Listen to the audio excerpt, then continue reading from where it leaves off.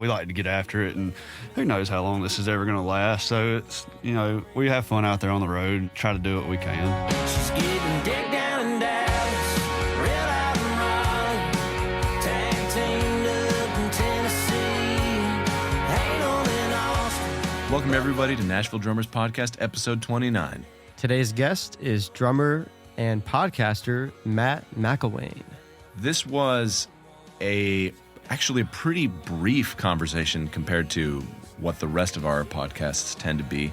He was on a pretty strict deadline and had to get out of here, but we had a lot of fun just talking to him about the road and shenanigans and about a certain song that he is well known for playing with a certain country artist who we will mention regularly. Yeah, it was cool hearing how that camp is really like a family. We get into the story behind that song, how he and Trey met, and how, Matt's actually pretty new to Nashville. Mm-hmm. So it was cool like seeing these guys come here and kind of hit the ground running, and how he's used his other skills. He's talking about skill stacking, right? Yep. His podcasting, video, audio skills, and he's made quite a little niche for himself with other podcasts. So it's pretty cool. Yeah, he's kind of killing the game. Matt's a great dude. Really liked talking to him, and we hope you enjoy this episode of Nashville Drummers Podcast. Before we get started, we'd like to take a moment to thank our newest sponsor, Drumbox, Nashville's newest practice space for drummers. Hey drummers, do you need a place in Nashville to practice on actual drums? Drumbox is Nashville's newest drum practice studio. Book sessions online and get the space to yourself. It's fully equipped with 2 kits, cymbals, hardware, and even sticks are provided. 30-minute, 1-hour, and 2-hour sessions are available at www.drumbox.space and use the coupon code NDP25 for 25% off your first session. Again, that's www.drumbox.space.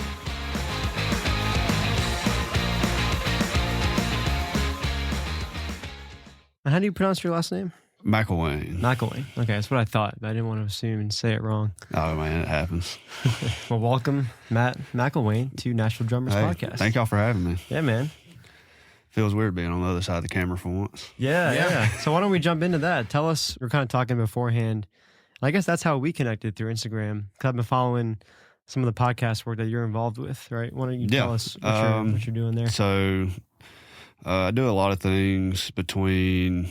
Not only been playing drums for Trey Lewis, but I also run his podcast, and then also run Matt Burrell's at In the Round podcast. So, and then we just picked up another one with 615 House and iHeart Media, and then another one called My Highway for Zeb that works over at River House. It just became an in-house thing where they've asked me, I know how to run all the cameras and do all the audio and everything. So they've just taken me on, and it's made one more avenue of work for me in this town. That's awesome. Man. Yeah, it's funny. I follow the In the Round podcast, and I, as we were talking about before this started, trying to up our video quality. So I'm always looking for other podcasts, and I think I just did a DM to Matt, who runs Matt Murrell, right? Yeah. And I was like, hey, I love your content. Would you mind could we chat about your setup? And he immediately was like, hey, message Matt. He's our producer. And I looked you up. I was like, oh, Matt. Yeah, I think I was already following you. But it's just funny. Of course, it's the drummers, right, that put this stuff on. Oh yeah, we run the show. We know how to do everything. Yeah, right? it's always something. It's We'll run the world. Drummers. That's it. That's the new remix. And you're always the one behind the lead guy. So it's true. Yeah. So, but we make the show run, and man, those are super long days. This, me being on this week, this is my 7th one we've shot and filmed this week that I've done. Yeah. So, is that more than one a day? Are we talking business week or? It depends on certain weeks. Some weeks more than others, but I did 2 Monday, 2 Tuesday, was off Wednesday practicing, 2 today, and then here doing this one. Wow. So it's been my ears hurt from headphones. Isn't it nice to be doing a podcast and not be having to do all of that right now? Yeah. Oh yeah, And all the Finally- setup too. Yeah, Because I was on the working drummer with Matt Krause, and it was so nice just walking in, let him handle all the equipment. You're and doing all this like I can just I can sit here and just bullshit with you for a couple hours and walk away. This is awesome. yeah. that's Finally, kinda it's one of those because dude, those things. Each one of the podcasts that I do have a different work process when it comes to the editing side of things or the uploads or. So like the DM Monday with Trey Lewis, that one we have a team of editors out in Texas that handle all the editing on that side of things. But those are super long days for me because we have to. There's 4 cameras recording, 4 mics, and it gets shot. We usually shoot anywhere in the afternoon or late evening, and by the time we're done shooting and me uploading the stuff to our hard drive, and then the guys from Texas getting it, I can sometimes be up to like 4 in the morning. oh yeah, for sure. So Yeah, I've been up many hours doing all this. 3 people, usually 1 or 2 camera angles, so not nearly as much. It's tough. And before we had all that, I was doing Matt Burrell's In the Round, and I was running 3 cameras. I didn't have a camera switcher. I didn't have any of that. So I was hitting all these camera angle cuts, probably the same thing you're doing. I'm having to manually go in the video editing software and make all these cuts from, if you watch Burrell's podcast, he likes to talk. So it's a lot of jumping back and forth. So then lining audio up, it would take forever. Yeah. But thankfully now we got a little bit easier of a setup. I definitely want to go into your gig with Trey Lewis, but tell us where this whole, the video, podcasting, audio world to you kind of started for you. I mean, if we go back, it's when it comes to the audio stuff, back when before Dick Down Dallas happened, I've been with Trey for 8 years, and we did all the cover scene stuff and all around the Southeast, and sometimes we'd go out towards like Arkansas and Texas and whatnot. But I was always the guy, I just knew audio. So I ran sound along with setting up the stage, along with doing my drums. Like I made a lot of the set lists. And then once I moved, I've only been in town for about a year and a half now. Oh, wow. And I immediately hit the ground running when I got here, started going to Broadway as much as I could, trying to shake hands. It's like, hey, what am I going to do in my free time that I'm not out on the road? And immediately got down there, started shaking some hands, meeting some people, and I picked up. I don't have a whole lot of time for Broadway stuff, but I do make time to go down there just to switch up what we do on the road. Yeah. And got down there and started doing that. And then Burrell was doing the podcast thing, and I was like, dude, you're missing out on like your social media side of things and possibly monetizing on YouTube. I was like, dude, I can run a couple cameras and edit the video. That way you can start putting it up on YouTube and TikTok and Instagram. Yeah. And it just spiraled from there where it worked out, me and him. So do you own all that gear? Is that No, that is a Trey Lewis. Trey Lewis bought all that stuff. Okay, nice to have that artist to hook up. Right? Yeah.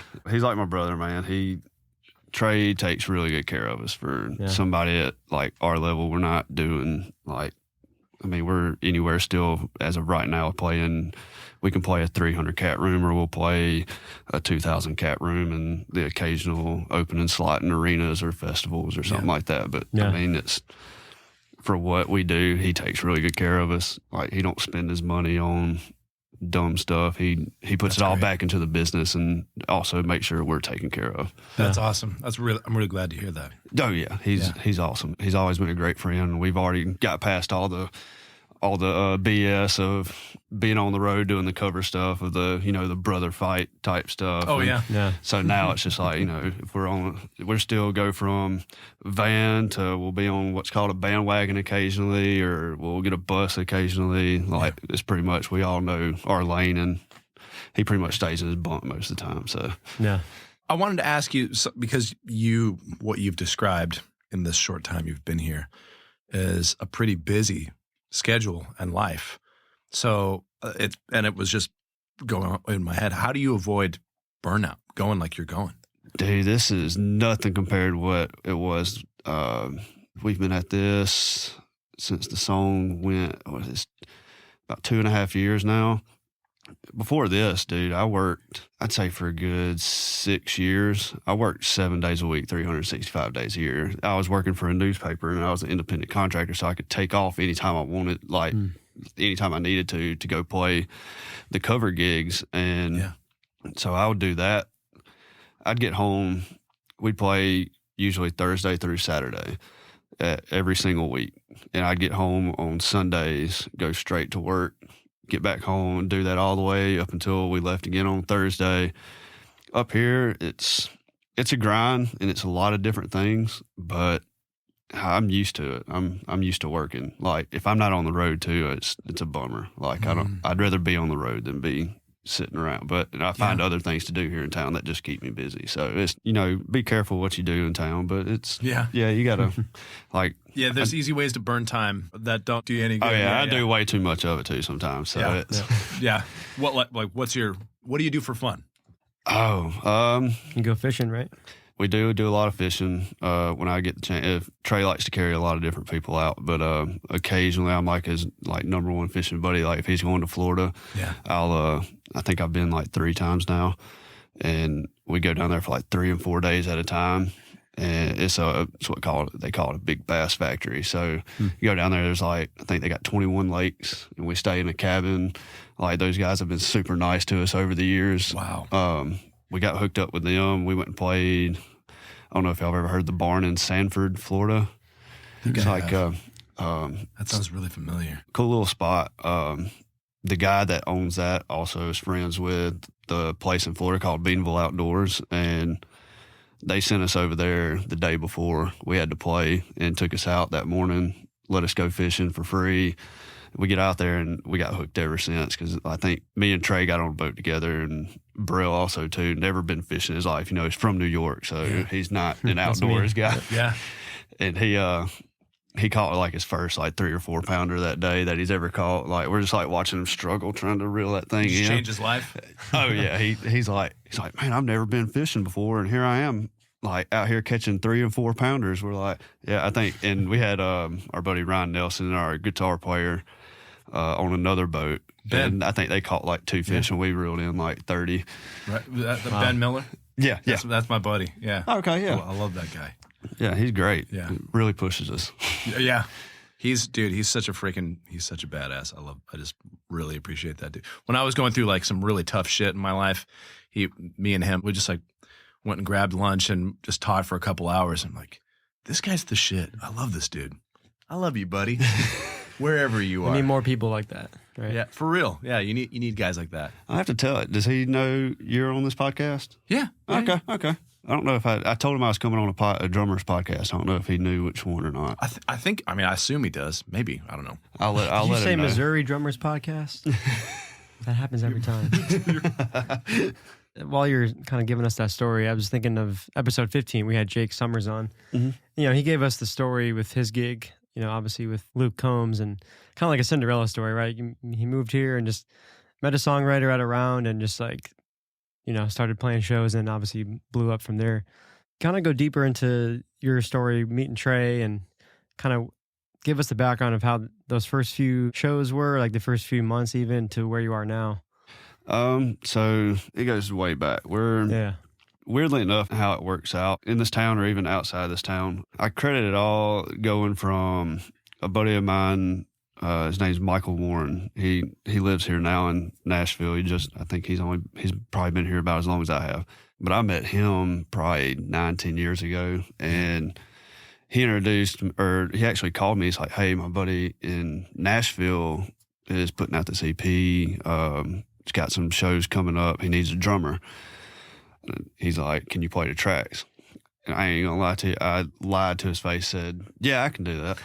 And not a clue how to do it. Lie and then figure it out, but be confident. It's exactly how I did it. I had 2 weeks to learn, I think like 10 songs, and none of these songs I'd ever heard. They sent me tracks, and then I remember I showed up to rehearsal. I was so nervous. We were at like SIR, and the guy's name is Murphy Elmore. I get in there, I'm like, man, I was like, I'm really sucking this up. And they're like, after the rehearsal, they're like, great job. Like, we'll see you Friday the first show is going to be Zydeco.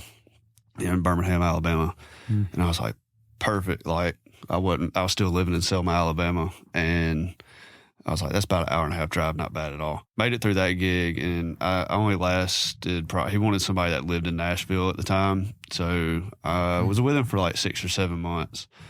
And me and him still great friends at the time. And I go up to, it was a first year of a festival called 65 South Fest at Zydeco in Birmingham. And I go up there, I was like, hey, I'm going to come up and hang out, watch. I need to, meet some folks and see if I can't, land another gig. Yeah. And get up there and just walking around, I see Trey setting up what little merch he had at the time. And I think it was like one of his first shows that he was getting to do at that level. And we get there and I start talking to him, and he calls me like 2 weeks later and says, hey, it's like some little barbecue joint or something in Birmingham called Moe's. And get up there and they're like, yeah, you're good. You want to keep playing with us? I was like, I don't know if I'm committed yet. I was like, what else you got? And he said, I play another gig. And I just started clicking with him and just got along with that. And we all got so much in common as far as like certain things that's happened in our lives over the years. And like we've butted heads and stuff, but now that we're all gotten kind of older, like ever since then, I think I can say I've only missed 2 gigs with him in 8 years. Wow. But that's pretty much how it all started with him. And going back to Murphy is when all this Dick Down in Dallas stuff popped off. We were spending so much time up here in Nashville for rehearsals and getting the show ready and like just doing all this other stuff. And my family had just moved out of the town I was in. So I was just like, I'm single, no kids, 32 years old. It's like, what am I doing? I was like, I'm going to Nashville. So I called Murphy. He had always told me, he's like, hey, you need a place to stay. He's like, I got a room for rent, or at least I'll make a spot for you. Called him. I was like, hey, I'm looking to move up in like another month or 2. He's like, come on, we got a room open. I was like, all right, came up. So like big full circle moment of like how I knew him back in the day, and that's how I met Trey and then moved up here. Yeah. And like it's really weird how things work out. Yeah. It does seem to be the case too, like in those journeys, like there's always those people that may never get the mention on a podcast or like the public, attention they deserve, but people that really help us out, whether it's financially or just like, needed a place to stay or grab coffee with you, like those people are so important. Yeah. The supporters. And speaking of Jake, we had, I had lunch with Jake, I think a week or so ago. Him and like just trying to, speaking of Ben, Ben's been trying to like put me in contact with some folks. Like I've met Jake several times, but I know he's always got people talking to him, so he probably never remembers when I see him out. And then finally he was just like, he's like, yeah, I don't know if I met him or I'll go have lunch with him. And then like Elton Charles, I just had lunch with him. Cool dude. I don't get time to see a lot of, I don't know where a lot of drummers hang out, but they were telling me certain spots now that I can go out and kind of see. I think Harry Meyer does something every the first Wednesday of every month, and they said to go check that out. Oh, really? Well, that's having a network of, obviously there's a thing about networking, and some people do it at a maybe like a toxic level, but having a network of friends, like real people that you can have relationships with, like, no, I don't want to climb any kind of ladder. I just want to have somebody who's doing this too, who I can talk to about it and relate to. Like that's gigantic. It's so important to have that. You're like, oh yeah, there are other people doing this weird, wacky shit and staying sane somehow. I'm like, that's half of the fun of this podcast for me is that moment. Like, oh, what do you do to keep yourself from going crazy doing this? Oh, yeah. Yep. I'm like, okay, all the drum specific stuff is great too. I love that. But like, how the fuck do you stay normal? Like, That's all this whole career is. Just how do we not stay crazy? Right. Yeah. And a lot of not getting sleep. It's a grind. So if you're coming to this town, it's one of those things you're going to be, whether you're wanting to do the Broadway thing, which I've looked on your Instagram, I think you do a lot of Broadway stuff. I do, yeah. That's my bread and butter. So it's like you get down there, like it's easy to get sucked into doing you got to be careful with what you do down there too, because it can send drinks up and like I remember one day I did 3 shifts thankfully it was all at the same spot, so easy That's enough. nice. Yeah. Well, but- pee break, come right back. Pretty much, yeah. It was all at the Valentine, and I was I was downstairs on the main stage, then all the way up to the third floor. I did 4 shifts that day. Now I think about it, Holy it shit. was it was weird how it worked out. It was Quad. main stage. Went upstairs, played a little acoustic thing on the third floor, I think. Came back down, played some downstairs, got halfway through upstairs, and wasn't nobody in there. And the guy I was playing with got a call to go down to Printer's Alley to finish up somewhere for somebody that didn't show up. So, dude, like, if you want some money on that day, I think I made over $1,000 that day. Yeah. That's, yeah. Jeez. Quads, even like a bummer quad, like on not great day, that's still, you can make some really good money. Really good money, and your back's gonna hurt too. It is. It is going. Yeah. I've done a triple. I've never done the quad. I'm like, that's someday. You'll get someday. there. You gotta, and you'll probably be live streaming it too. Right. Well, yeah. If I do it, because I don't have to at this point because I've got my gigs lined up. But I'm like, I would like to at some point do that just to be like, yeah, I did it. Yeah. I did it. Exactly. Our buddy Nico. Do you know Nico Medina? I don't think so. He's awesome. He's just such a killer player, such an awesome dude. He plays downtown a lot. And we were talking to him about, he did a couple of quads and then he was talking about, I think he did it like 2 days in a row. I'm like, 2 quads in a row. I would not have done anything the rest of the week. That's just, I'm like, how did you, he's like, dude, I do that. You know, that Dave Elitch getting out of your own way? He's like, I'm really careful about that. I'm like, you know, everything. I'm so careful. I'm like, all right, dude, whatever you can do to not get injured playing. He's in good shape, and that's a big part of it too. you know? Yeah. I can't Comes up say a I'm lot. in the best shape at all. Our gig, I don't know if y'all see any of the antics we get into on the road. It is. I've not seen it. Yeah. It's you scroll around. We get into some stuff. Yeah. Yeah. Y'all wild? I'd say so. Yeah. We've been. I wouldn't say officially deemed, but we've been deemed the Mötley Crüe of country music. Let's Wow. go. That's quite a title. But without the drugs, but we just do a good bit of drinking. Yeah. Okay. Yeah. Fair enough. But at least I don't drink before or during shows, but Yep. after Nice. the shows, we get after it. Yeah. Well, fair enough. Any non-criminal, just silly stories you can share? Yeah, I mean, we do some stupid stuff. I wouldn't say none of it's ever like, it's all pretty harmless. Like, Yeah, sure. it's not like, we give our tour manager, which is Burrell, we give him, Okay. he has to watch. He calls himself the babysitter. I'm like, dude, you've never seen us get in any kind of trouble that's going to get we do some dumb, I don't never wrestle, but our guitar player and bass player, they'll occasionally get in, wrestle on concrete for whatever reason. Yeah, you're just a bunch of kids. Yeah. Yeah. it's harmless. It's, I say kid, the bass player, he just turned 29 or 30. And then I'm 32. We're young at heart. We like to get after it. And who knows how long this is ever going to last. So it's, we have fun out there on the road and try to do what we can. That's a good point. I mean, just not taking anything for granted. Any one show, any tour, just being grateful for it. Yeah. We play our ass off and then, we want to let loose after. Those things that, rehearsals and, you put all this work in and you go out, we just got back from Colorado. We don't get to go out there but once a year. So we're going to enjoy it while we're out there. Yeah. Yeah. Dude, I get it. You get each day one time and then that day is gone forever. There's a temptation to just be like, yep, I'm just going to go as crazy with this day as I possibly can because why the fuck not? Oh, yeah. It's Why not? I don't get to do it again. So.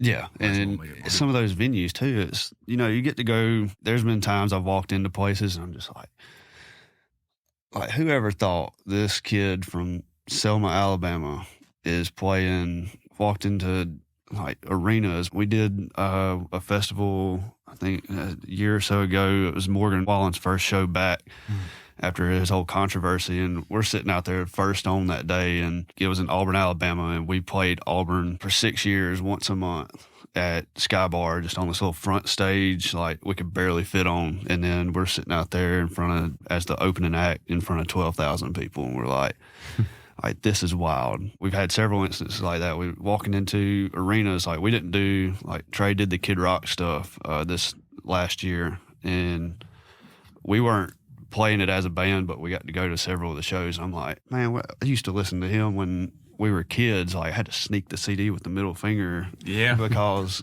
it's like my parents were not going to let me have that CD whatsoever.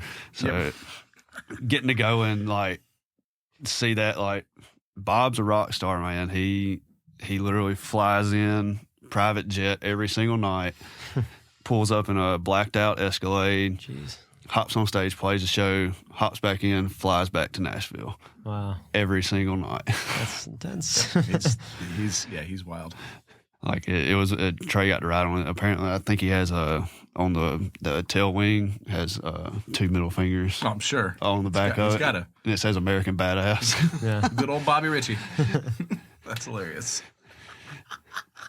And their band's great too, as far as like, you think of Bob and you're like, just bigger than life, but all of his band, like, I think her name's Stephanie, his drummer. Yeah, she's been playing with him forever, right? Long time. I think she said like 30 years or something. Yeah, that's crazy. And we were walking by.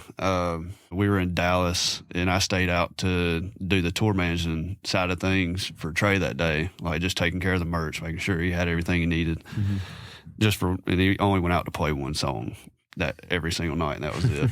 And we walked by her, and she gave Trey a hug, and Trey introduced me to her. And she's like, "Oh, do you want to get up and play it tonight?" I was like, "Nope, I've heard what Bob does on stage." And I was like, "If you mess up, I know he'd chews your ass out. So I'm not."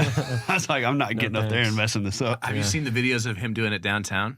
He'll like, if someone starts all summer long too fast, he'll get on the stage and be like, "Not it." And he'll be like, give them the tempo in the air, like, it's this. I hadn't seen that yet. Like, That's awesome. He's like, it's not, you're fucking going too fast. Like, he'll let you know. He's real serious about that stuff. He's dead on every single night.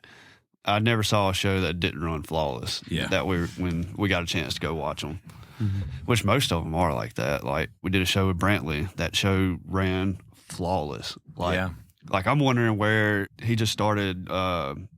Somehow a Bud Light flies up at the same single part of every show so he can have his drummer shotgun it. And it comes from the same spot in the crowd every single night. Yeah, that's and I'm like, how do they plan this every single time? That's pretty What cool. is who's doing this? Like, do you have just one person that's at every show, or do you hire like some rando every time? Yeah, because it's an unopened beer, and you know they're not allowed to do that. Yeah, and it is a Bud Light every single time.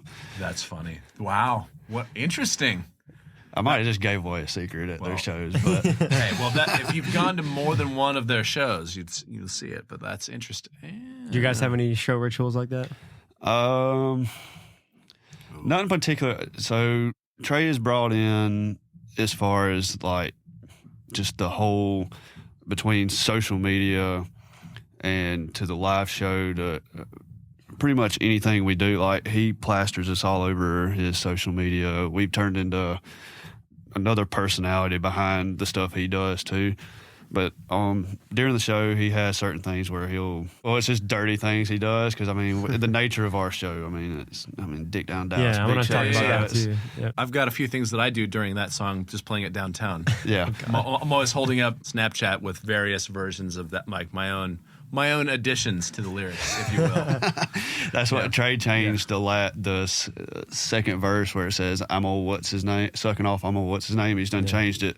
In the live show, he'll turn around and point at me and say, "Sucking off Matt Mcilwain." Yeah, that's awesome. So it's turned into this whole thing. Somebody videoed it at the Brantley show too. Yeah, that's the pretty audience funny. loves that, you know. Like, oh yeah, they think it's talk about that hilarious. too, making every show unique to the city you're in, like just being in the moment. Yeah, Whether it's changing one lyric or throwing Bud Lights on the stage. they hump their guitar or jack off their guitars. God. Like it's why like I'm back there gosh. with my drumsticks doing the similar sort of thing. Like I mean, it's just that Similar one moment gestures. of yeah. Very suggestive.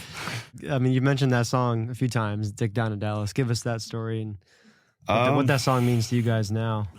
Dude, that song is one of those. I remember the night it came out. I wasn't living up here yet. And when was that? December 2020.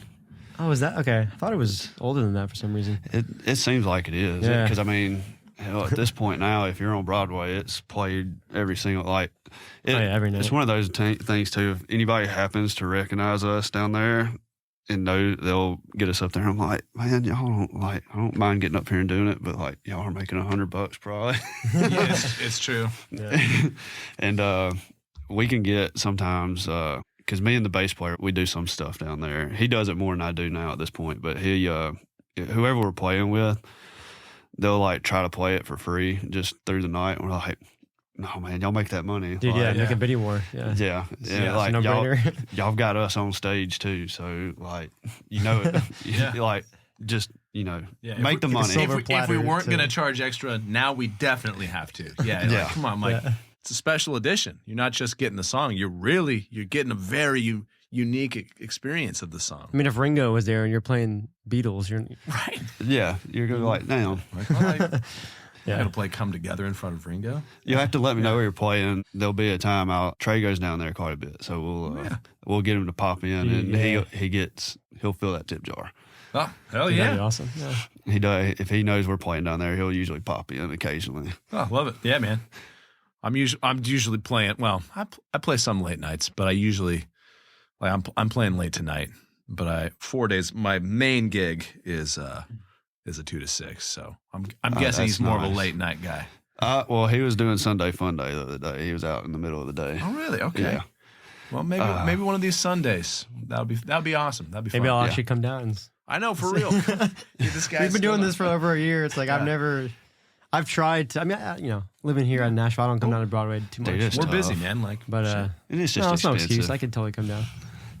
I want to come to your. I mean, I've accidentally been to one of your shows. That's right. Yeah, that was You outside didn't- the Ryman. because That you was didn't cool. tell me you were playing. You never tell me you're playing. Whatever. I definitely put it on social media, but I don't necessarily text individual people. You should. You should tell me when you're going to go do something. Well, I need more gigs for that to happen now. I'll be let sure you- if I got something that comes in I can't do, I'll Yeah, shoot man, you a I'm text. not afraid to sub down on Broadway either. Yeah. I don't do it full time like Nate, Yeah. but yeah, that'd be cool. It's pretty fun every now and then. Oh, I love it. It Yeah. gets, I will say when I was doing it as much, because there for a minute I was doing it, I'd say 3 days a week. Yeah. And then we'd hit the road on Thursdays and come back. And then we were doing we had the every Sunday slot from 10 to 2 at the Valentine for probably I was on that same gig for I think 4 months. Yeah. And it was always tough coming back in from wherever we were at. And then it's oh man, got to pack up all this stuff. I'm tired. Yep. Yeah. And then getting down there. But going back to the Dick Down Dallas thing, Trey called me and I was like, in that one night, you tried so hard for stuff to flip, in a career. Mm-hmm. And we were thinking, all right, we're going to play covers. And we're in the middle of COVID. We're Yeah. I'm living off savings. You always make just cash on those cover gigs. So I was like, no unemployment. I'm taking any odd job I can. We're occasionally hitting whatever venue that's not too big or people weren't going out to, but they would still pay us to come out and play. We would hit those every now and then. When the song came out that night, I remember seeing it shoot straight to the top of the charts on iTunes. And it's I think that at that time, WAP by Megan Thee Stallion was just sitting up there, and all you see is I think it was midnight. You just see the flop of that song going right in front of it, and I was like, there's no way. I think Trey said it at this point, but it sold tens of thousands of units, which is insane for people to do at this point. And Now, were you involved in that process, the songwriting process? no, that was Matt McKinney, Drew Trosclair. He plays a lot downtown. Because somebody when that song came up, obviously the song just comes up. Somebody a while back was like, "Oh, it was a bar back at Rippy's." Was one of the guys who wrote it. I was like, "Really? Yeah, I don't know. Is that a true story, or can I find whoever that was and be like, you're full of shit?" I don't know if I don't think he Had him ever on did the work podcast. down there. Yeah. Maybe. Brent Gafford was the other one. I don't know that anybody was. I'd have to ask. I know because I know Drew's down there a good bit playing. I'll have to ask him if he was bar backing over there. But not as far as I know, Trey wasn't even a co-writer on that song. So for anybody out there is wondering, you own the master, you have the money. So Right. That's how that works. Yeah. Yep. Yeah. Like I know some people don't. I still don't completely understand it, but I'm just like, maybe you record the song, make sure you own the master. Yep. That's the way that goes. Yeah. That's people make tunes all the time. That's one of the great things about this town is some people are just writing all the time. Like, and cool, here's a song. Does somebody want this song? Yes, I'll take that song. I'll record it and I'll take a chance on it. Cool. It's your song. Here's this money. Great. It's yours now. Oh, that's what number one. Great. Maybe I shouldn't have sold it to you. No, but you did though. So The music industry, Thanks. summed by Nathan Yeah. Sletner in That- 7 seconds. that is how was that good. works. Yeah. Why did I go Yeah. to 4 years for music business? That was it. That was great. That's it. That's all you need to know. That and paradiddles and you said just Own your masters. Yeah, own your Mouth. And watch your publishing too. Yes. Yeah, you're right. Serving the Nashville, Brentwood, and Franklin areas, Music Lab Nashville offers comprehensive hands-on music lessons in contemporary techniques and styles. Students learn from the most qualified instructors in state-of-the-art practice and performance settings. All ages, all styles, all levels. Visit nashville.musiclab.co to learn more and to sign up for a free trial lesson.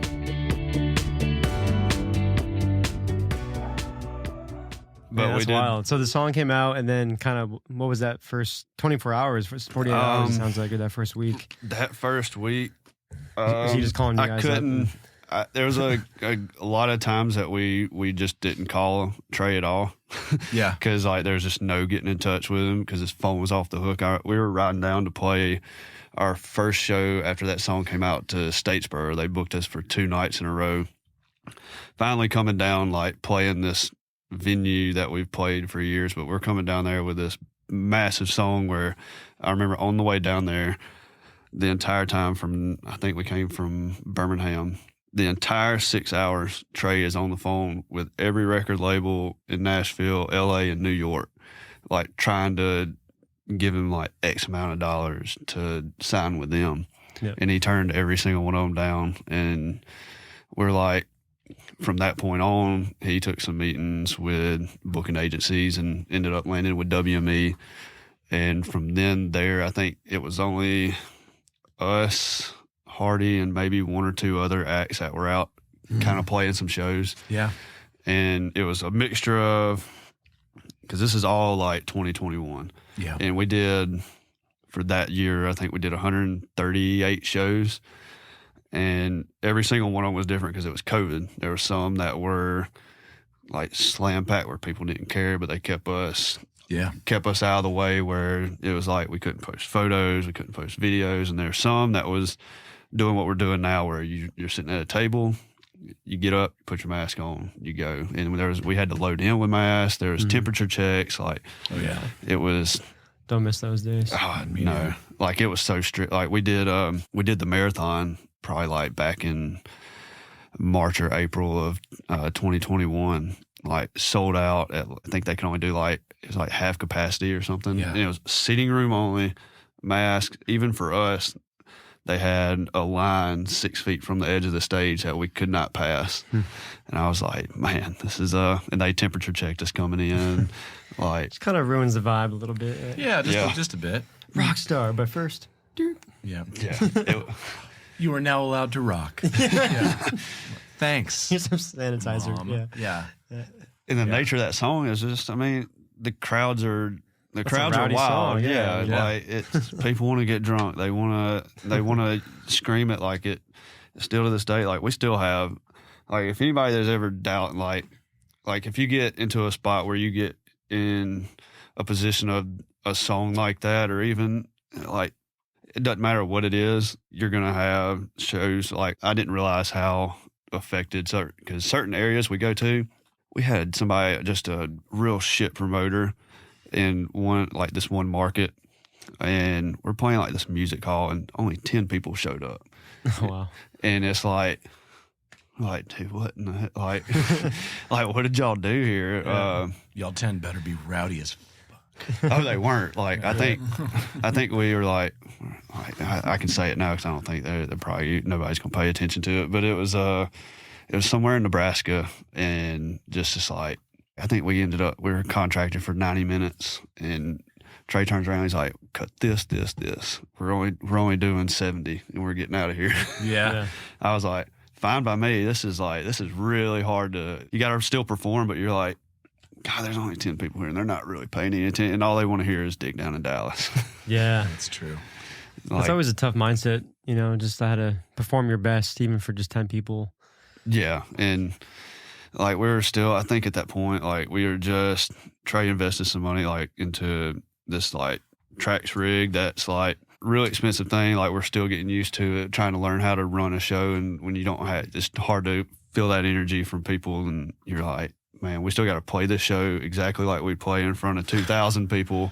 Yeah, and because I think the next night we played in front of like a shit ton of people, and then we're at this show and we're just like, man, and it still happens to this day. Like like we just got back from the Grizzly Rose, and like this particular weekend we were in Grand Junction and Denver, 2 awesome crowds, and then like a week, like 2 or 3 weeks before that, we were playing in front of like hardly anybody. Yeah. So it's like it's always a mixture of where we go, and then like Texas is one of those weird markets too, because you go out there, it's dance halls. So we're used to people being right in front of us, and then you get out there and it's just like, Is there anything that you do on the drums to kind of keep that energy up? I feel like I stay hitting pretty hard, like, and I feel like I'm pretty consistent night to night.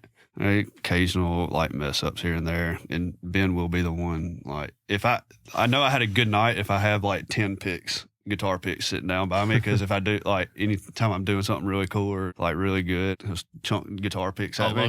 So if I don't that's have, his kudos. I like that. Pick. Yeah. So if I don't have any back there, I'm like, damn, I had a bad night tonight. Even though I felt like I did great, I'm just like, man, he didn't candy throw. jar. Yeah.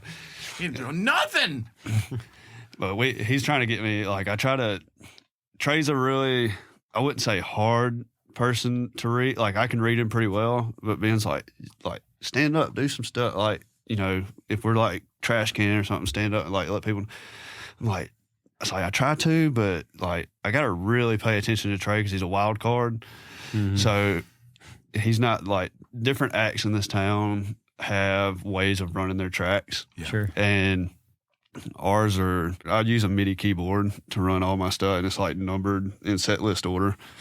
So I have certain buttons that are just loops, and we used to have them very early on where it was just a loop right before the song, and it'd count Trey in. But Trey, he's long-winded some nights, so we just had to make a loop that I hit, and it just goes and goes and goes. And then when he's ready, he'll just... when he's ready, I know pretty much the cue word to reach over and start the song. But some of those, like if he's not paying attention, I have to hit it on the 3 of the 3rd bar of the loop. What's the cue word?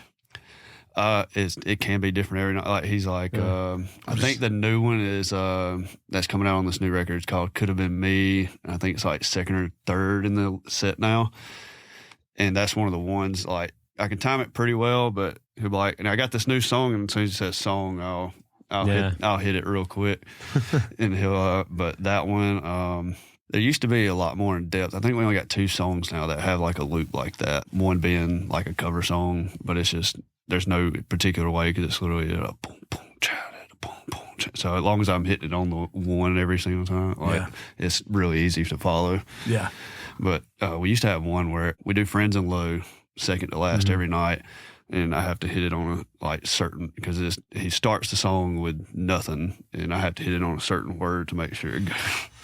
That's a little stressful, right? Oh, I have to pay attention big time every single night. Like if I'm not paying attention, it's. But again, I feel like that's just who we are as drummers. We're just running tracks, playing the gig, listening to the artist, and for you, like being this whole video podcast wizard, like it's all like transferable skills, right? Yeah, and it's cool. all under one umbrella, so it works really easy that I can do several different things, and it's all just comes from Trey and that career, and it helps me out a ton. But I also got up here too, and I made a lot of friends. They've all, it's became a personality too, because I do Burrell stuff, and that's under the umbrella of In the Round and Raised Rowdy, and so they have one of these things that I've been named Sweet Boy, and they bring me up on stage every other Tuesday at the rounds to.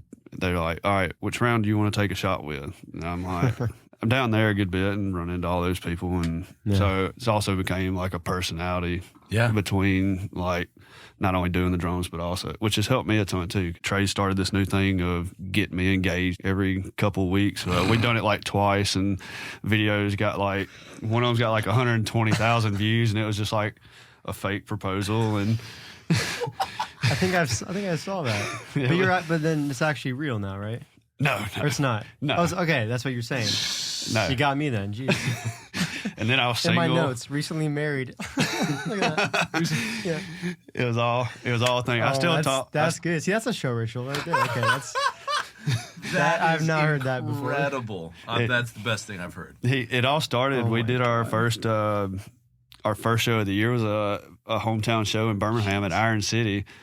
And we just had a good show. After playing the same set for 2 years, we just swapped it. Like, just went through and redid the entire thing. And we just had a good night. Like, we played our asses off that night. We're like in hometown, so we know all these people. We're like, we're going to go to this old local karaoke dive bar. Yeah. And everybody met us over there. And it was a lot of people from Nashville that came down. And I had just been talking to this girl through DMs on Instagram. And Trey's like, hey, man, $20, you won't propose to her? I was like, it's like, bet. And next thing I know, everybody's got their phones out filming, and a girl handed me a ring to put on her finger. Oh my God. That like what sold it is the guy in the background tossing his beer up in the air. Like, and then Trey, he's promoting one of his new songs off the new record with it. Oh my God. Pure mayhem. And then he tagged me in it, and so my Instagram and my TikTok and all that stuff just started flowing. Like, I think I gained like 1,000 followers over the last 2 or 3 weeks. Oh my God. Is it all like congrats? Like, oh yeah, there's people in Nashville that even like a good friend of ours, Priscilla Block.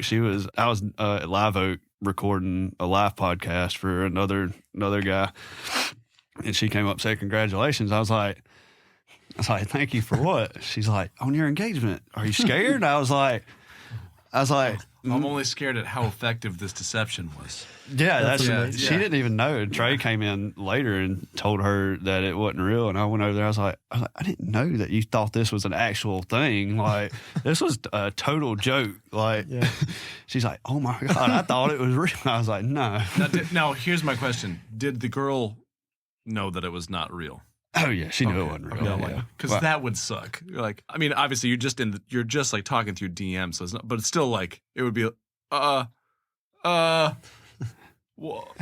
if she said yes? And you're like, oh shit. Oh, she did say yes. Well, but yes, and with the yes while not knowing that this isn't real. Yeah. She like moves to Nashville, upends her life. No, yeah. Well, thankfully she already lived up. She works at the Tin Roof down in Franklin, I think. But she'll pop in over here. Like, she's still saved in my phone as her name's Katie. Is Katie my Nashville wife? I love it. Yeah, and we'll talk every now and then. Fun little thing to do. Awesome. Yeah, it's great. The last engagement we did in Chattanooga, that one was kind of weird. They just picked up some random girl out of the crowd and told her to, hey, when we do this, when you hear Paradise City, just come to the stairs and we'll walk you up. And like, before I even get down on her knees, she's got her hand out like this. Like, I was like, no way people are going to believe this. And that video's got like 100,000 views. Drummer gets engaged again. We were thinking about doing it in Denver, but we were like, we might need to chill out a little bit. Ooh. People are going to start not believing this anymore. Yeah. But the funny thing is, and then he goes back and he's like, so how's the engagement going? And he's like, heard you're single again. And then he's promoting his other song, Single Again, that's already been out. So he's okay. He's got this marketing mind. Oh, yeah. Like you as well. I told him I'm fine with it. Pays my bills, too. That's so funny. No. Oh, so my DMs get wild. This girl said, dick me. I had a DM from this girl. I don't know where she's from, but she said, dick me down in Dallas or marry me in Maine. And I was like, I don't know how to respond to that. Yes. If you saw somebody after that, sure. it was like, I was like, oh man, Trey, you opened up a can of worms. Yeah, he Yeah, did. really. He probably did it on purpose too.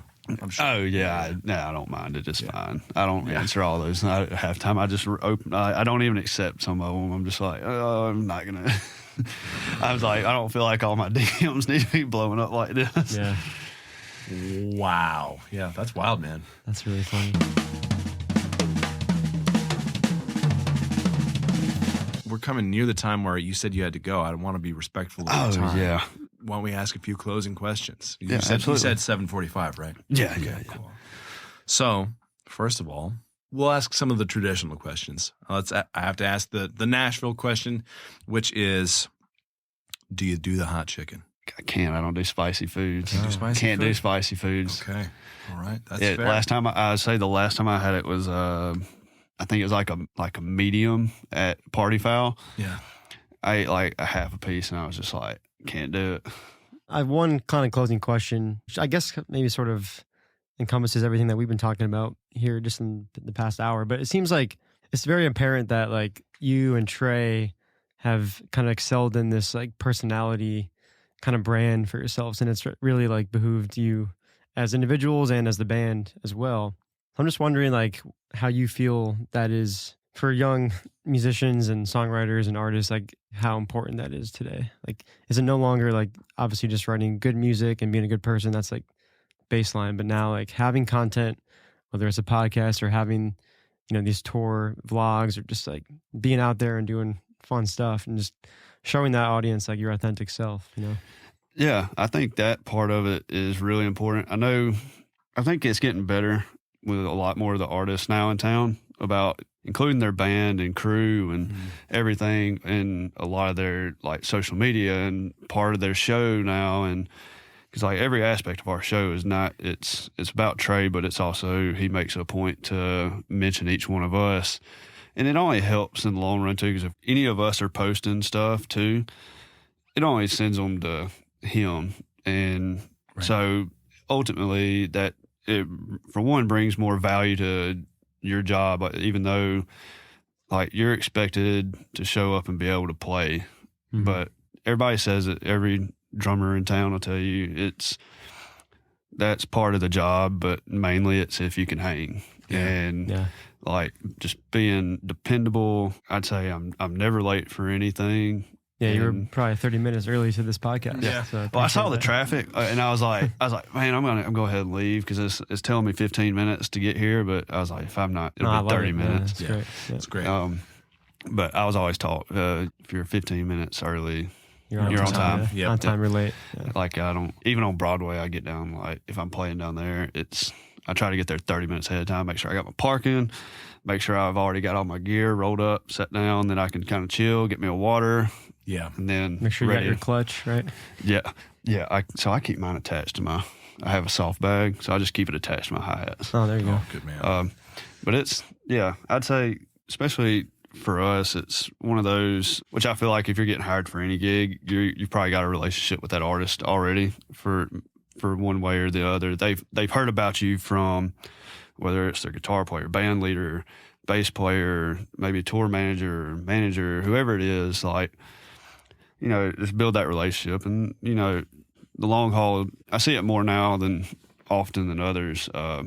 Everybody pretty much, if you land a gig, you're on it for a while. Like, unless you don't work well with them. But Yeah. I'd say everybody's pretty cool in this town. Like, I hadn't met anybody that I just don't get along with. Yeah. I'd say every piece of it is important. Yeah. I definitely wouldn't be here, like, 'cause I'm not, I wouldn't call myself the best drummer, but I feel like I can play my parts, and we've gotten past all the stuff that happened between us on the road before. Now we're all cool with each other. We know what gets on people's nerves or this, that, and the other. So, and then, you know, if you're having a bad day, just go, you know, if you're in a bus, in a van, whatever it is, you know, put on your jacket, cover your face, like go to sleep, get in your bunk, or, you know, but we all like to hang out. We like our fun days or the travel days on the bus, you know, get on the bus and get a case of beer. About 10 of us on there and just get after it. Love that, man. No, that's great advice. Thank you for sharing. Every band's different though. Yeah, of course. Like that's just the thing. We all bond. We like to get on there and because Yeah, like if you were to take the formula for Trey and apply it to a sweet pop folk artist, that might not work out. Right. You know, Yeah. 10 beers in, but like take the formula and make your own formula for that artist. Yeah. It's all different, but most of the time you're getting hired for a gig, it's because you mesh well with Yeah. whoever's recommended you for it. Well, and thank God people want the gigs that they mesh well in. You shouldn't want a gig where you're like not going to be getting along Yeah. with. Like, oh man, that'd be really cool to have that gig. Only it's kind of weird. The vibe doesn't really fit. Like nobody says that. Everyone's Yeah. like, yeah, I wouldn't want that gig. Yeah, it's I turned down. I sent in an audition tape when we didn't have anything going on with Trey, and I sent in an audition tape for I'd call him a legacy act. I pretty much had the end for the gig, and I was like, dang, I don't know if I want to do this because I looked at his whole band. I was like, man, this is a bunch of older guys, and I'm like coming in as this young guy. I was like, I called the guy that recommended me for it. I was like, it's like, man, I think I'm gonna hold off on this. I was like, I don't know that I'm gonna fit well. Yeah. So I was like, love all the music, grew up on it, but it's like I was like, I don't know that I'm gonna fit in too well. Yeah, that's really important. Yep. That's really valuable because we always hear like, say yes to the gig, go for it. If you're aware that like it's not going to mesh well, then it's actually irresponsible probably to say yes. You know? Yeah, and it was one of those ones too, like always be prepared for any gig, but this guy, you had to be super prepared. Like you had to know pretty much all his catalog because he ran the tracks from a MIDI board in front of him, and he could apparently just turn around and say, all right, we're playing so-and-so, and you probably hadn't played it in a year. Yeah. So it's like, it's high stakes. Yeah. We'll talk about. I want to know who that was once these mics are off. I'm really curious. Oh yeah, I'll tell you. Yeah. Just quick, what does 2023 look like for you and Trey, and where can people get a hold of you guys? Social media for me is Matt Mcilwain, McIlwain, and 2023 right now we're a little bit light on the tour and stuff right now, but Trey just did sign his record deal with River House, and he is working on a new album, 20 songs. Wow. Dope. That seems to be the trend, huh? Just 20, 36 songs, 40. I mean, I think he put out 8 or I can't remember if he said 8 or 13 this last year. So he's pumping them out right now. I mean, hey, more good music. I mean, Yeah. I don't mind that. Yeah. He just don't want to.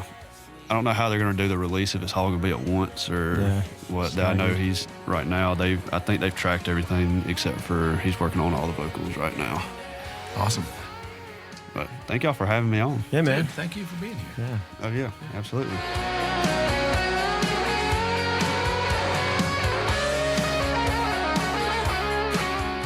Thanks for listening to this episode of the Nashville Drummers Podcast. If you've enjoyed these podcasts, please consider supporting us on Patreon.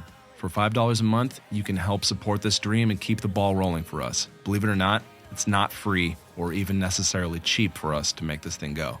To sign up, go to patreon.com/Nashville Drummers Podcast or click the link in our Instagram bio. All of your help is greatly appreciated. Check out our new website, NashvilleDrummersPodcast.com. And if you're not already following us on Instagram, you can follow us at Nashville Drummers Podcast. This episode was recorded at Diamond Sound Studios located in Nashville, Tennessee. Thank you for listening, and we'll see you in the next episode.